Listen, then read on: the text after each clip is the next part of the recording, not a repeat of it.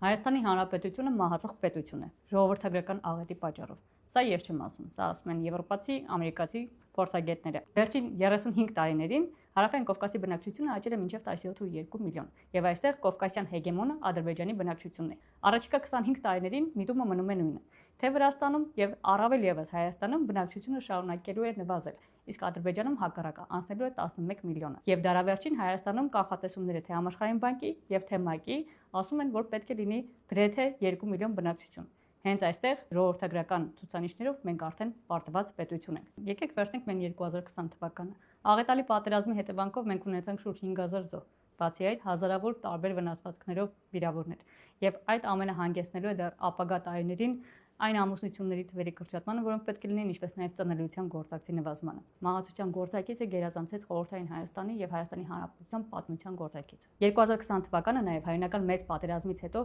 6-րդ վատագույն տարին էր ծնունդների բացարձակ թվի մասով։ Երկրի կառավարողները պետք է առաջնահերթ քայլեր ձեռնարկեն հենց ժողովրդագրական աղետը կանխելու համար։ Ուժեղ Հայաստան կուսակցության կողմից առաջարկվել է հստակ ծրագիր, մասնավորապես խրախուսել Հայաստանում ծնելիությունը։ Յուրաքանչյուր 4-րդ երեխային առաջարկվում է 2 միլիոն դրամ։ Բացի այդ, 5-րդ երեխան եւ հաջորդ երեխաները արդեն ունենալու են անվճար բնակարան, եւ եթե ուշադիր ծանոթանաք Ուժեղ Հայաստան կուսակցության ծրագրին եւ մոտեցումներին, ապա առաջնահերթությունների ցանկում հենց նշված է, որ երեխա ունեցող ընտանիքների շրջանակներում առաջին հերթին պետք է աղքատությունը կրճատվի։ Բացի այդ, ցանկացած կետ բնականաշինությունից մինչև 300,000 աշխատատեղ նույնպես ուղղված է լինելու հենց բնակչության աճին եւ մեր երկրի զարգացմանը։